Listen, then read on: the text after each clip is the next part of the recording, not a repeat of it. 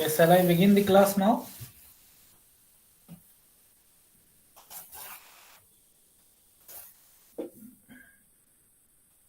Tell me yes or no. Am I audible? Yes, sir. Yes, sir. Good. Okay. So in the last class, we simply look about the definition of manufacturing, right? Industries. Then the next topic we talked about its importance, है ना? Then we talked about the relation between agriculture as well as industries, है ना? इन दोनों के बीच क्या relation है इसके बारे में हमने देखा था. Then we talked about how this industry is helping in the development of our country. जो हमारी कंट्री में मैन्युफैक्चरिंग इंडस्ट्री है वो कैसे हमारे कंट्री को हेल्प करती है फॉर द ग्रोथ, राइट? और इसका कितना परसेंटेज जीडीपी में योगदान है, राइट?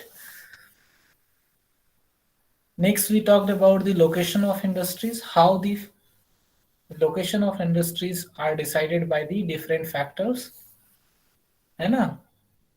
टेल मी यस और no. And we also understood regarding the industrialization and urbanization, that what is the relation between industrialization and urbanization, हमने ये देखा था, राइट? आज हम बात करेंगे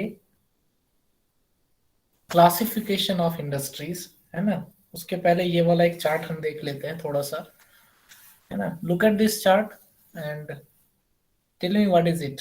क्या है ये, देखिए थोड़ा ध्यान से.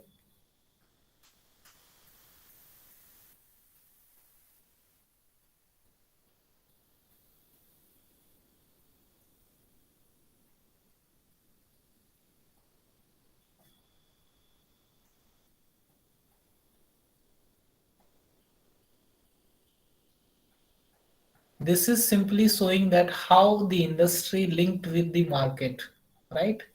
From where this money comes to the industry. देखो यहाँ पर सबसे पहले क्या किया जाता है in the manufacturing industry.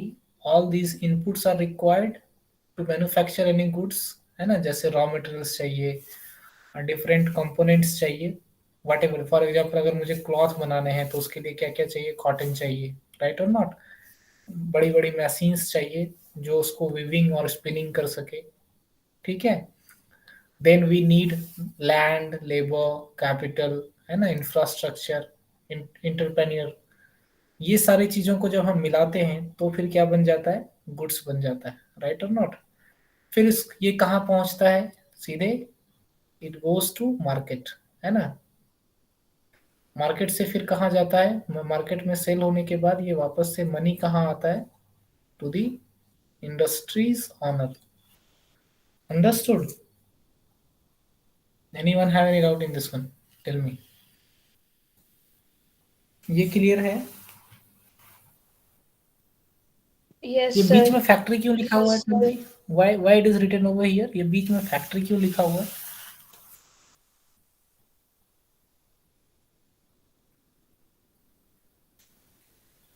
Sir क्योंकि फैक्ट्री से ही तो मतलब प्रोडक्ट्स बनते हैं, जहाँ पे वही फैक्ट्री होती है.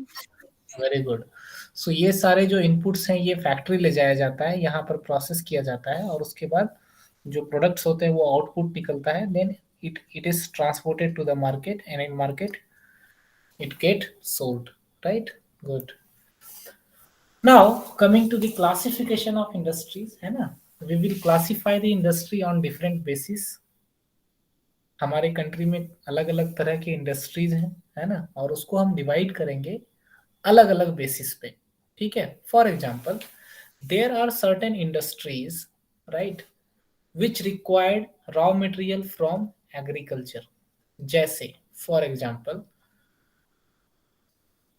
जहां पर क्लॉथ बनाए जाते हैं, जो टेक्सटाइल इंडस्ट्री है ना? जो टेक्सटाइल इंडस्ट्री है, इस टेक्सटाइल इंडस्ट्री को क्या क्या चाहिए होता है कपड़े बनाने के लिए? Tell me, what are the raw materials required by the agriculture?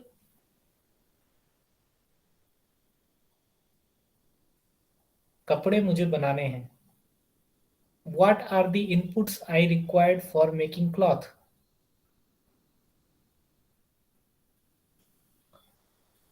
Reply me first. Sir, cotton. Sir, cotton. Sir, cotton, silk.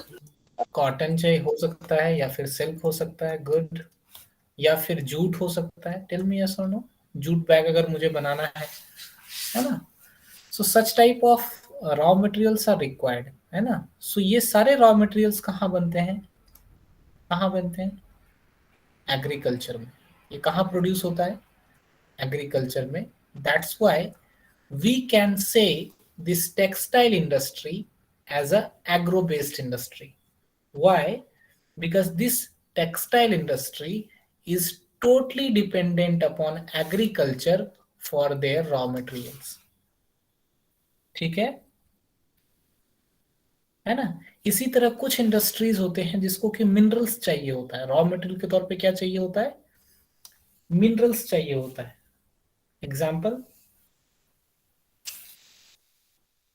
Example बताइए, मिनरल बेस्ड इंडस्ट्रीज का एग्जांपल बताइए।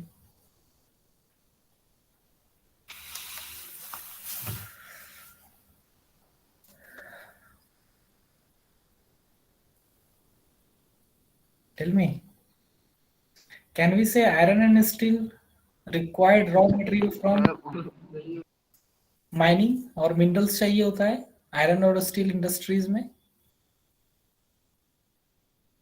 Tell me yes or no? जहां पर iron के rods बनाए जाते हैं या स्टील के रॉड्स बनाए जाते हैं, क्या हम इस इंडस्ट्री को मिनरल बेस्ड इंडस्ट्री बोल सकते हैं? Yes, sir. Yes, because हाँ sir. yes, because we required raw material from mining, or you can say minerals, है ना। So look at here, on the basis of raw material we divided different types of industry into two parts. One is agro based industry, another one is mineral based industry, है ना। तो agro based industry का example क्या क्या है, for example, है ना, agro based industry में कई सारे इंडस्ट्री कॉटन यूज करती है, वूल हो गया, जूट हो गया, सिल्क, टेक्सटाइल, है ना। These are the raw materials used by the industry. If you find this sugar cane industry, जहां पर सुगर बनाया जाता है, बताइए ये कौन सा इंडस्ट्री, क्या हम इसको एग्रो बेस्ड इंडस्ट्री बोल सकते हैं, सुगर केन इंडस्ट्री को? Yes sir. Yes. Why? Sir क्योंकि शुगर कैन एग्रीकल्चर का पार्ट होता है। Good, because we required sugarcane for making sugar, so sugarcane कहाँ ग्रो होता है, एग्रीकल्चर में। उसी तरह there are some examples of mineral based industries also, for example iron and steel industry, cement industry, है ना। सीमेंट किस चीज से बनता है, लाइमस्टोन से बनता है ना।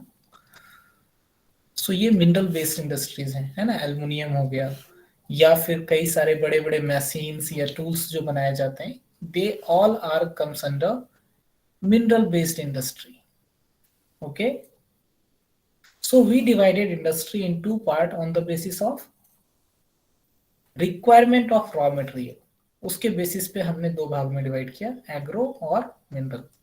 Now come to the next one, according to their main role, है ना। कई सारी इंडस्ट्री ऐसी होती है जो बिल्कुल बेसिक नेचर की होती है ना, बहुत ही इंपॉर्टेंट इंडस्ट्रीज होती है। फॉर एग्जांपल हमारे कंट्री में आयरन और स्टील को बहुत ही इंपॉर्टेंट इंडस्ट्री माना जाता है। Tell me why?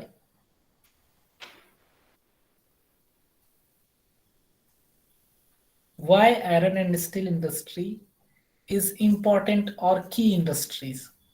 Because if you will find around yourself, you will find that everything, है ना, जो भी आपके आसपास नजर आता है उसमें से ज्यादातर चीजों में आयरन और स्टील का यूज किया जाता है। लुक एट अराउंड योरसेल्फ, एक बार देखिए ध्यान से अपने आसपास।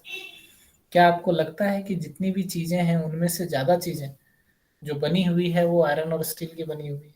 फॉर एग्जाम्पल आप देखो, आपके जो घर बने होंगे, है ना, उसके अंदर भी रॉड चाहिए होता है। किस चीज का बना होता है? आयरन एंड स्टील इंडस्ट्री का, आयरन और स्टील का बना होता है, राइट।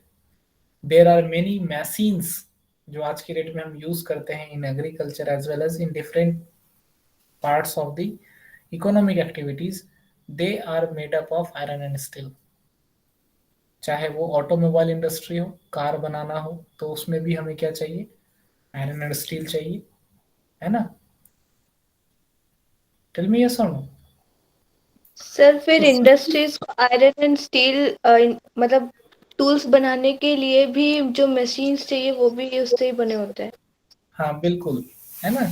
टूल्स बनाने के लिए जो मशीन चाहिए वो भी आयरन और स्टील से ही बने हुए होते हैं। So that much important this industry is, है ना? That's why we called iron and steel industry as the backbone of Indian industries, है ना? ठीक है, ये बहुत ही ज्यादा इंपॉर्टेंट इंडस्ट्री है। And then certain industries is related with consumer industries. What is consumer industry? Simply those type of industries which produce goods related to our day to day activities, है ना? जो हम दिन भर में यूज करते हैं, जैसे शुगर हो गया, टूथपेस्ट हो गया, फैन हो गया, पेपर हो गया, राइट और not? So these are comes under consumer industries, जो जो सामान आप खरीदते हो, ठीक है?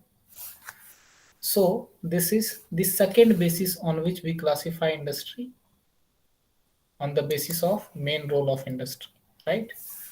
Now come to the next basis, that is on the basis of capital investment, है ना? Why every time I'm using on the basis of, ये वाला टर्म मैं क्यों यूज कर रहा हूँ बताइए?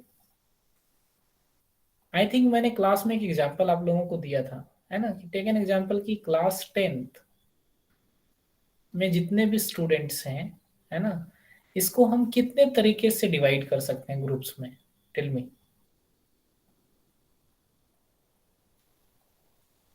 बोलो।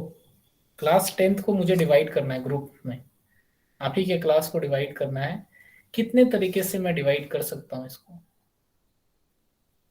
सर मतलब किस बेसिस पे? हाँ, किस बेसिस पे, right? Can sir be sir gender. हाँ टेल मी। हाइट, वेट, फिर उनका इंटरेस्ट किस में है और good, very good. So I can classify your whole class on the basis of gender also, है ना? जेंडर के बेसिस पे अगर मैं क्लासिफाई करूंगा तो क्या हो जाएगा? बॉय एंड गर्ल हो जाएगा, राइट और नॉट? अगर मैं पूरे क्लास को वेट के हिसाब से डिवाइड करूंगा, है ना, तो क्या होगा? सम पर्सन विल बी ओवरवेटेड, कुछ लोगों को ओवरवेटेड कैटेगरी में मैं रखूंगा, और कुछ लोगों को जो नॉर्मल रेंज होता है उस कैटेगरी में रखूंगा, और कुछ लोगों को अंडरवेट के कैटेगरी में रखूंगा। टेल मी यस और no. So these are the criteria on the basis of weight. We can classify your class on the basis of sports you like, कौन सा खेल आपको पसंद है उसके बेसिस पे मैं डिवाइड कर सकता हूँ पूरे क्लास को। I can divide your class on the basis of subject you like, कौन से सब्जेक्ट को आप पसंद करते हो उसके बेसिस पे मैं क्लासिफाई कर सकता हूँ। टेल मी यस और no. So exactly we are doing same thing here also. मैं क्या कर रहा हूँ? We are using different basis, है ना? सबसे पहला बेसिस हमने क्या किया इंडस्ट्री को क्लासिफाई करने के लिए? रॉ मटेरियल के बेसिस पे। दूसरा बेसिस हमने क्या लिया? On the basis of their main roles, है ना? Third basis what we took the capital investment, मतलब कितना पैसा हमने खर्च किया उसके ऊपर, उस इंडस्ट्री में कितना पैसा लगा है। सो कैन वी से on the basis of capital investment we can classify the industries in 3 parts। आपके बुक में 2 ही दिया है, लेकिन 3 पार्ट्स में हम यूजुअली डिवाइड करते हैं। एक को हम कहते हैं स्मॉल स्केल इंडस्ट्रीज, दूसरे को कहते हैं मीडियम स्केल इंडस्ट्रीज, और तीसरे को कहते हैं large scale industries, right? Tell me what is the meaning of small scale industry? बोलिए। सर जिसमें कम इन्वेस्टमेंट लगे और उसमें जो लेबर है वो भी ज्यादा नहीं चाहिए होता है, उसमें कम लेबर चाहिए होता है, और उनका जो प्रोडक्शन होता है वो भी कंपैरेटिवली बहुत कम होता है। Very good. So simply the name itself suggests it that the industry which required very low investment है ना, और the industry in which where very low number of people are working, और उसका प्रोडक्शन भी बहुत कम हो, है ना, उसको हम स्मॉल स्केल इंडस्ट्रीज बोलते हैं। यूजुअली हमारे कंट्री में ऐसा माना जाता है कि किसी भी इंडस्ट्री जिसमें कि 1 करोड़ रुपीज से कम का इन्वेस्टमेंट किया गया है ना, ठीक है, उसको हम स्मॉल स्केल में काउंट करते हैं, ठीक है। And those industries which are having more than 5 crore of investment, जिसमें 5 करोड़ से ज्यादा का इन्वेस्टमेंट लगा है ना, उसको हम लार्ज स्केल इंडस्ट्रीज बोलते हैं। और इसके बीच वाले को हम क्या बोलते हैं, 1 करोड़ to 5 करोड़, उसको क्या बोलते मीडियम हैं, scale medium industry. Scale industry, ठीक है। सो आप you can easily classify this type of industries, है ना, जैसे बड़ी बड़ी इंडस्ट्री जैसे टाटा इंडस्ट्रियल इंडस्ट्री, वो किस में आएगा, लार्ज स्केल इंडस्ट्रीज में आएगा, because Tata industrial industries a very big industry, है ना, thousands of workers are working there and crores rupees are invested there, understood। So small scale industries में कैसे इंडस्ट्रीज आते हैं, सिंपल, कई सारे छोटे छोटे व्यापारी भी जो बिजनेसमैन हैं वो करते हैं, जैसे कि कई सारे लोग क्या करते हैं, हनी को प्रोसेस करते हैं in the travel, you can say in the region where forest are located, उसके आसपास वाले रीजन में कई सारे लोग हनी को प्रोसेस करते हैं।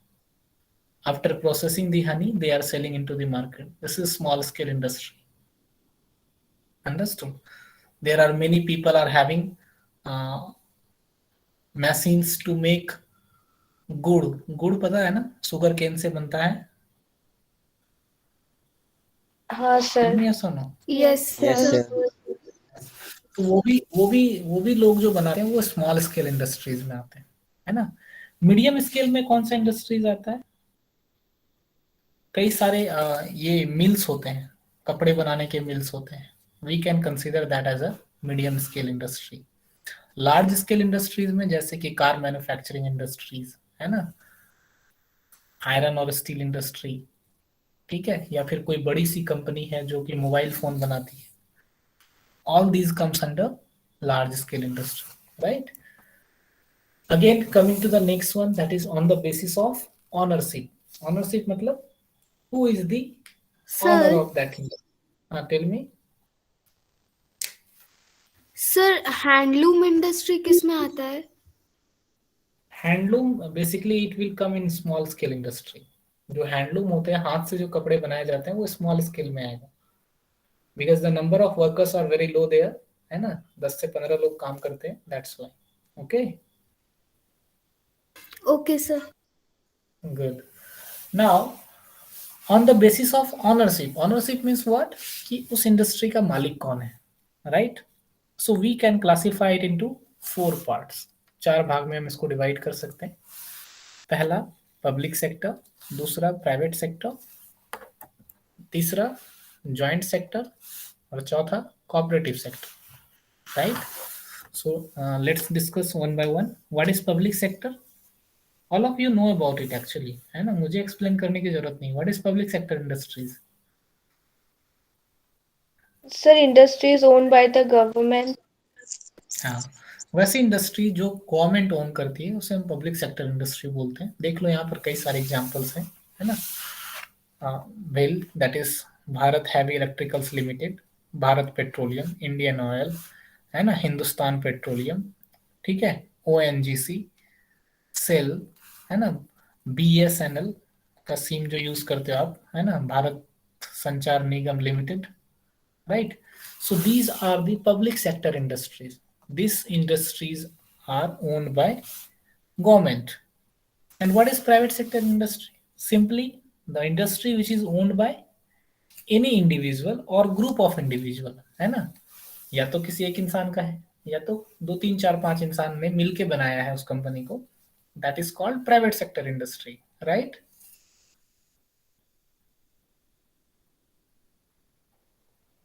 है ना। So look at here, some examples are given, Tata हो गया, रिलायंस हो गया, राइट, देन एयरटेल है, और माइक्रोमैक्स का मोबाइल फोन आप यूज करते हो, अगर यूज करते हो तो वो भी एक क्या है, प्राइवेट इंडस्ट्री है, ठीक है, टेल मी यस और नो। अगर ज्यादा हो जाएगा तो यस बताना, यस सर। कोई डाउट हो तो बताना मुझे। Okay, coming to the next one, that is joint sector. Sector simply means it is an industry which is run by the government as well as private individual, दोनों को मिला दीजिए, private को भी और गवर्नमेंट को भी मिला दीजिए, that will be called joint sector industry. यहाँ पर क्या होता है, देयर आर सर्टेन शेयर, है ना, कंपनी का कुछ शेयर जो है गवर्नमेंट और पब्लिक, मतलब सॉरी प्राइवेट इंडिविजुअल दोनों मिल के चलाते हैं, इसे हम क्या बोलते हैं, ज्वाइंट सेक्टर, राइट। ठीक है, so simply this is industry which is jointly run by the government और state as well as the individuals. ठीक है, कुछ एग्जांपल दिया हुआ है, जैसे ऑयल इंडिया लिमिटेड है ना। Okay, coming to the next one, that is cooperative sector. Cooperative sector industries क्या होते हैं, ये एक ऐसे इंडस्ट्रीज होते हैं जहां पर तीन तरह के लोग एक्चुअली मिल जाते हैं। कौन? The first person who provide the raw materials, है ना, the second person who will process it, and the fourth person who will sell in the market. Gujarat में एक डेयरी मिल्क की कंपनी है जिसका नाम है अमूल, सुना है नाम? Yes sir. हाँ सर। ये अमूल जो मिल्क डेयरी है, ये कैसे फंक्शन करती है पता है? यहाँ पर कई जगह पर ऐसा देखा गया है कि जो रॉ मटेरियल, दैट मीन्स जो मिल्क है, मिल्क जो है वो फार्मर्स लेके आते हैं, ठीक है, और जो अमूल की प्रोसेसिंग इंडस्ट्री होती है उसमें जमा करा देते हैं। मिल्क क्या कर देते हैं वो लोग, जमा करा देते हैं, और जैसे ही वो मिल्क वहां पर देते हैं उन्हें पैसे नहीं मिलता है बल्कि कुछ रिसिप्ट मिल जाता है। रिसिप्ट मिलता है कि हाँ आपने इतना मिल्क दिया। फिर इसी मिल्क को प्रोसेस किया जाता है, कहाँ पर? उस मैन्युफैक्चरिंग इंडस्ट्री में, दैट मीन्स वहां पर उस मिल्क को प्रोसेस किया जाता है इंडस्ट्री में। ठीक है, ये इंडस्ट्री किसका है? क्या ये फार्मर का है ये इंडस्ट्री? नो, इस इंडस्ट्री का कोई एक है ना, या फिर कुछ लोगों ने मिलकर इस इंडस्ट्री को ओपन किया, उसका मालिक कोई और है। और तीसरा, इंडस्ट्री में मिल्क बनने के बाद इसे बेचा जाता है मार्केट में। ठीक है, जब ये सेल हो जाता है उसमें जो पैसे आते हैं उस पैसे को डिवाइड किया जाता है, ठीक है, among the person who provided milk, the person who processed the milk and the person who sold the item. इनकी जो प्रॉफिट होती है ये डिवाइड हो जाती है तीनों में। समझ आ रहा है? So such type of industry is called cooperative sector industry. ये मोस्टली पॉपुलर है in the state of Maharashtra, Gujarat, है ना, यहाँ पर ये इस तरह का सिस्टम चलता है। ठीक है, done? Anyone have any doubt in this one? मैंने सिंपल सा ये बोला कि इस तरह की इंडस्ट्रीज में क्या होते हैं, कॉपरेशन होता है। किसके बीच कॉपरेशन होता है? जो रॉ मटेरियल प्रोवाइड कराते हैं, जो प्रोसेसिंग करते हैं उसको, और जो उसको सेल करते हैं, इन तीनों के बीच काफी अच्छा कॉपरेशन होता है। ये तीनों मिलके काम करते हैं, and when they sell it into the market, जो प्रॉफिट होता है वो प्रोपोर्शनली डिवाइड कर लेते हैं। अगर लॉस हो जाता है तो लॉस भी प्रोपोर्शनली डिवाइड करते हैं। Understood? This is called cooperative sector industries. Tell me anyone have any doubt in this one? तो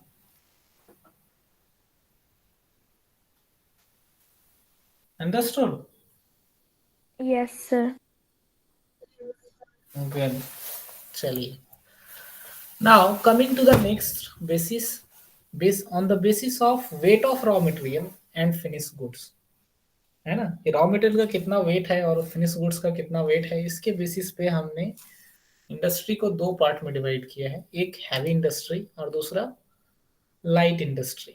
heavy industry itself means they use heavy raw materials and produce the heavy materials also, है ना, जैसे Tata iron and steel company, इन्हें raw material जो चाहिए iron और, वो भी काफी ज्यादा भारी होता है, और जब ये प्रोड्यूस करते हैं आयरन एंड स्टील को, वो भी काफी ज्यादा भारी होता है, तो हम इसे क्या बोलेंगे? Heavy industry.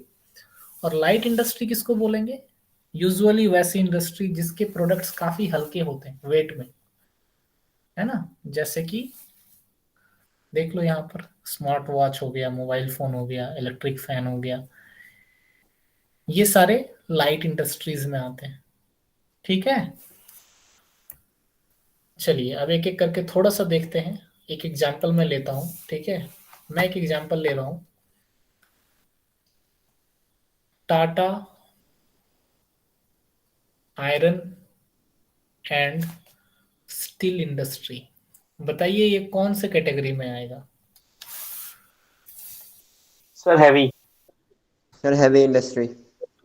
Okay, heavy industry में आएगा। ओके, और किसी को लगता है कि ये जो है मिनरल बेस्ड इंडस्ट्री में आएगा? Sir private sector industry. Private में भी आएगा, वेरी गुड। और किसी में आ सकता सर है? Large scale industry. Large scale industries.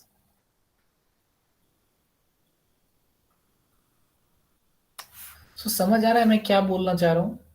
मैंने सिंपली मैं आपको ये समझाना चाह रहा हूँ कि कोई भी एक इंडस्ट्री आप ले लो, ठीक है? जैसे कि मैं मान लेता हूँ कि एक इंडस्ट्री लेता हूँ, टेक्सटाइल इंडस्ट्री लेता हूँ।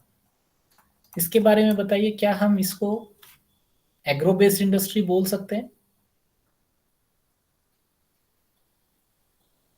टेल मी यस और no. Yes sir. Yes sir. क्या मैं इसे लाइट इंडस्ट्री बोल सकता हूँ?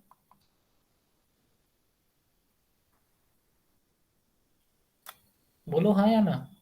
Yes sir. लाइट हाँ वेट, सर।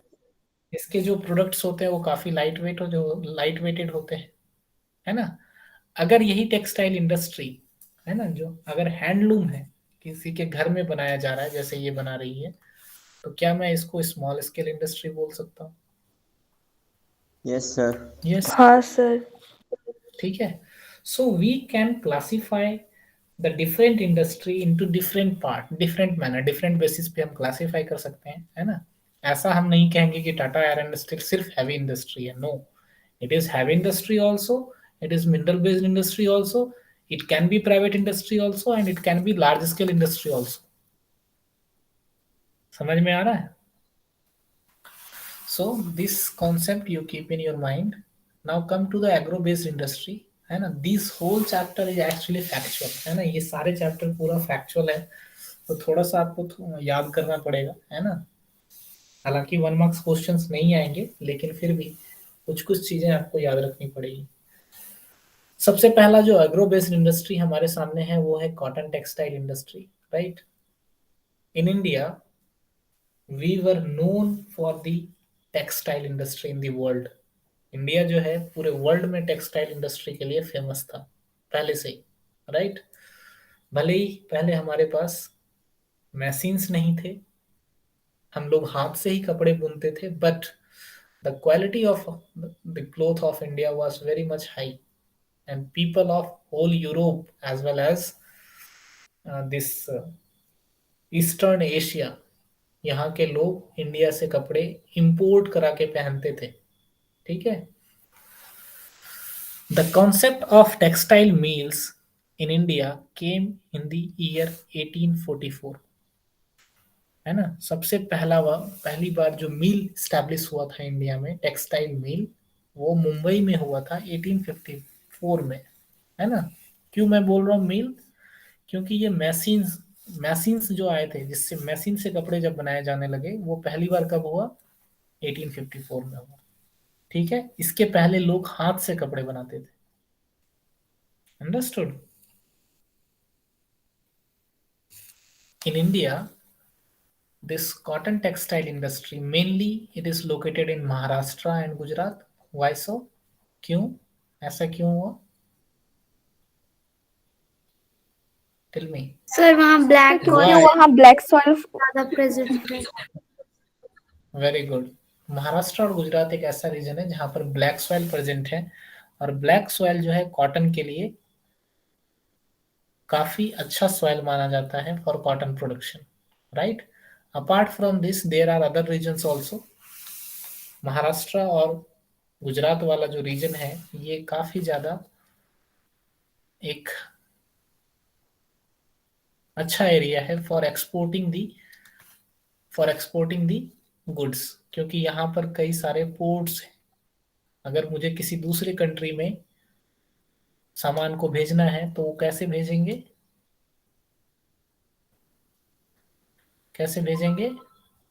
शिप के थ्रू, जहाज के थ्रू. और जहाज कहाँ पर लगेगा? कोस्टल रीजन में लगेगा, राइट और नॉट? तो यहाँ पर कई सारे कोस्टल एरिया में पोर्ट्स पहले से ही मौजूद थे. दैट्स वाई ये एक बहुत ही अच्छा ऑप्शन था to export the goods from India to some other country. इसके अलावा यहाँ पर का क्लाइमेट बहुत अच्छा था, good moist climate, and it favoured the production of cotton. Availability of labour was also there, है ना? And from India, we are exporting the cotton textile mainly to Japan, USA, UK, France, Sri Lanka, Nepal, है ना? ये सारी country को हम क्या करते थे? ये सामान भेजते थे. दैट मीन्स कॉटन टेक्सटाइल भेजते थे. ठीक है. Now this cotton textile in India produced by 3 methods. 3 methods use किए जाते थे. इवन आज भी यूज किया जाता है. एक को हम कहते हैं हैंडलूम, है ना? दूसरे को कहते हैं पावरलूम और तीसरे को कहते हैं मिल्स. देखो जरा ध्यान से इसको. ये 3 पिक्चर शो कर रहा है. ये पहला पिक्चर जो आपको दिख रहा है, this one, this is called, इसको क्या कहा जाता है? हैंडलूम. हैंडलूम. इसको हाथ से बनाया जाता है. लुक एट हियर, ये कपड़े क्या कर रहे हैं? हाथ से बनाए जा रहे हैं. And this one, the number 2 picture, this is called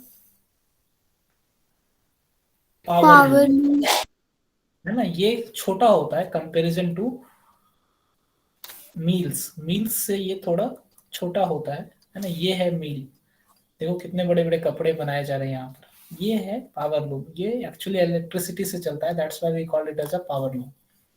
so these are the 3 methods through which we are producing cotton textile. And all of you know, कहाँ से ज्यादा प्रोडक्शन होगा? मील से ज्यादा प्रोडक्शन होगा या फिर पावर लूम से ज्यादा प्रोडक्शन होगा या हैंडलूम से? Meals. There are many automatic machines are there, so meals can produce at a faster rate, right? So हमारे कंट्री में meals का सेटअप होना शुरू हुआ. ठीक है. कॉटन टेक्सटाइल इंडस्ट्री में कई सारे प्रोसेसिंग में कई सारे चीजें होती हैं, जैसे गिनिंग होता है, स्पिनिंग होता है, वीविंग होता है ना? ठीक है. डाइंग, डिजाइनिंग, टेलरिंग, पैकेजिंग, ये सारे काम किए जाते हैं. ठीक है. गिनिंग का मतलब क्या होता है बताइए? What is the meaning of ginning?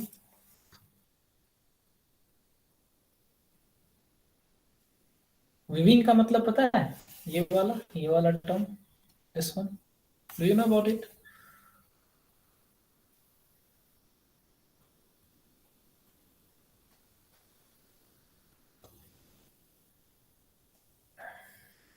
Tell me fast. Sir फिर से सर पूछिए। बुनना आवाज नहीं आ रही क्या? What happened? सर बुनना. Anybody is? अच्छा, बुनना, राइट, गुड. वीविंग का मतलब होता है बुनना, राइट? दैट मीन्स जब हम कई सारे धागे को एक साथ ऐसे इस तरह का होता है, राइट और नॉट? लुक एट हियर, ये वाला पिक्चर में भी आपको दिखेगा, है ना? देखो यहाँ पर कई सारे लुक, दीज आर दी, कई सारे ये धागे हैं, है ना? जो कि यहाँ पर जाके मिक्स होके वो क्लॉथ बन रहे हैं, राइट और नॉट? इसको बोला जाता है वीविंग, राइट? स्पिनिंग का सिंपल सा मतलब होता है कि जो रोप होता है, जो धागे होते हैं, उसको एक लकड़ी में ऐसे लपेटा जाता है पहले.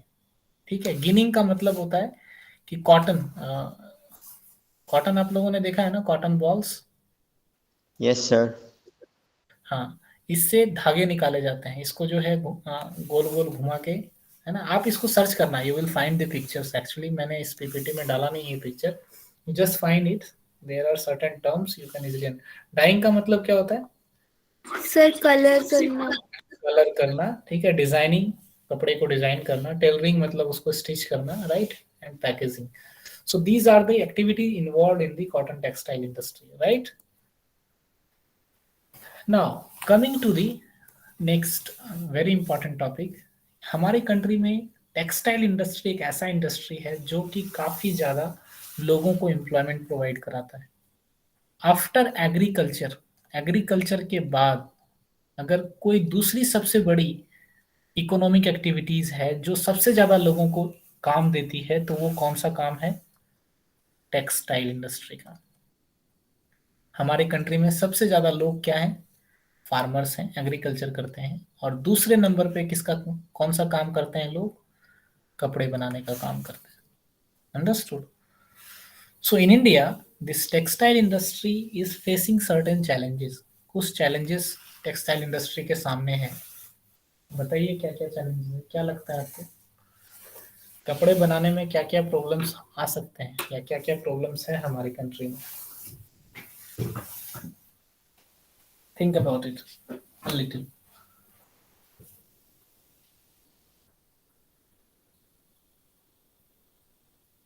Nowadays you will find in market certain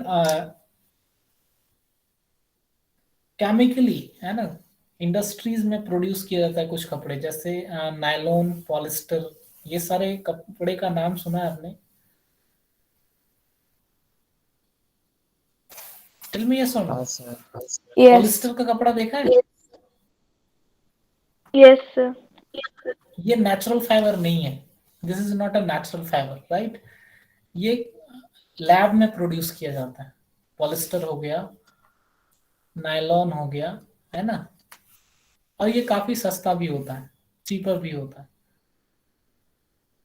तो do you think that these types of clothes are challenge for the natural textile industry? जैसे कॉटन टेक्सटाइल इंडस्ट्री के लिए क्या ये एक चैलेंज है? क्या इसकी वजह से, पॉलिस्टर और नायलॉन की वजह से कॉटन क्लॉथ का मार्केट में सेल कम होता होगा? क्या आपको ऐसा लगता है? Yes, Yes, sir. है ना. ये एक सबसे बड़ा प्रॉब्लम है, ठीक है, to the textile industry in India. दूसरा प्रॉब्लम क्या है? हमारे कंट्री में कई बार ऐसा देखा गया है कि जब कोई पावर लूम ओपन करते हैं, राइट, तो वहां पर इलेक्ट्रिसिटी नहीं होती है हमेशा. 24 आवर में से जो इलेक्ट्रिसिटी होती है वो मोस्टली कितनी होती है? 14 to 15 आवर्स. या फिर कहीं पर अगर 24 आवर्स इलेक्ट्रिसिटी है भी, then also voltage is very low, है ना, क्योंकि ये पावर लूम्स को काफी ज्यादा वोल्टेज चाहिए. टेल मी यस और नो. इलेक्ट्रिसिटी काफी अच्छे अमाउंट में, गुड क्वालिटी इलेक्ट्रिसिटी जिसको हम कहते हैं, है ना. वोल्टेज अगर कम होगा तो ये मशीन्स नहीं चलेंगी. Do you agree? Tell me yes और नो. बोलो हाँ या ना. Yes, sir. यस. तो हमारे कंट्री में कई सारे ऐसे प्लेसेस हैं जहां पर कि इलेक्ट्रिसिटी का वोल्टेज ठीक नहीं होता है. तो इसकी वजह से भी ये पावर लूम सफर करता है, टेक्सटाइल इंडस्ट्री सफर करता है, right. Apart from this there are another challenges, जैसे scarcity of good quality cotton. This is the first challenge, है ना. जो हमारी कंट्री का मेन कॉटन ग्रोइंग एरियाज था, जब हमारी कंट्री का डिवीजन हुआ वो पाकिस्तान में चला गया, है ना, ठीक है. पाकिस्तान में भी कॉटन का काफी अच्छा प्रोडक्शन होता है. पहले इंडिया का ही पार्ट था, लेकिन अभी वो कहाँ चला गया? पाकिस्तान में चला गया. हमारे पास जो मशीनरीज हैं वो काफी ओल्ड हो चुके हैं. इरेटिक पावर सप्लाई, इलेक्ट्रिसिटी का जो सप्लाई है वो बहुत ही कम होता है हमारी कंट्री में कई जगह पर, या फिर अगर होता भी है तो उसके वोल्टेज काफी कम होते हैं, है ना. हमारे कंट्री में कई सारे ऐसे जगह पर ये भी देखा गया है कि जो लेबर के द्वारा जो आउटपुट है ना, जो काम करने की स्पीड है वो बहुत कम होती है. ऑब्वियसली बात है कि अगर कोई हाथ से बनाएगा तो उसका स्पीड तो कम ही रहेगा. टेल मी यस और नो. है ना. Then tough competition from this synthetic fibre. Synthetic fibre किसको बोलते हैं? वही जो एग्जांपल मैंने दिया अभी, नायलॉन और पॉलिस्टर का, ठीक है, इसको हम सिंथेटिक फाइबर बोलेंगे। So these are the challenges to textile industry. ठीक है, थोड़ा सा आप इसको पढ़ेंगे, देख लो हमारी कंट्री में टेक्सटाइल मिल्स कहाँ कहाँ है। मोस्टली आपको दिखाई पड़ेगा ये वाले रीजन में, ये सारे टेक्सटाइल इंडस्ट्रीज हैं, कॉटन टेक्सटाइल इंडस्ट्री। कुछ कुछ इधर भी है, देख लो, मुरादाबाद में है, आगरा में है ना, कानपुर में है। ठीक है, पार्ट ऑफ वेस्ट बंगाल में भी कुछ कुछ जगह पर है, बट मोस्टली आपको ये इस जगह पर ही दिखेगा। अहमदाबाद हो गया, सूरत के आसपास, गुजरात और महाराष्ट्र में, राइट। टेल मी यस और रन। सर और सूरत बहुत ज्यादा फेमस भी है ना? हाँ, सूरत बहुत फेमस भी है, अहमदाबाद भी काफी ज्यादा फेमस है for textile industry, right. Okay, आज के लिए इतना रहने देते हैं, rest we will discuss in the next class. Okay, anyone have any doubt you can ask me.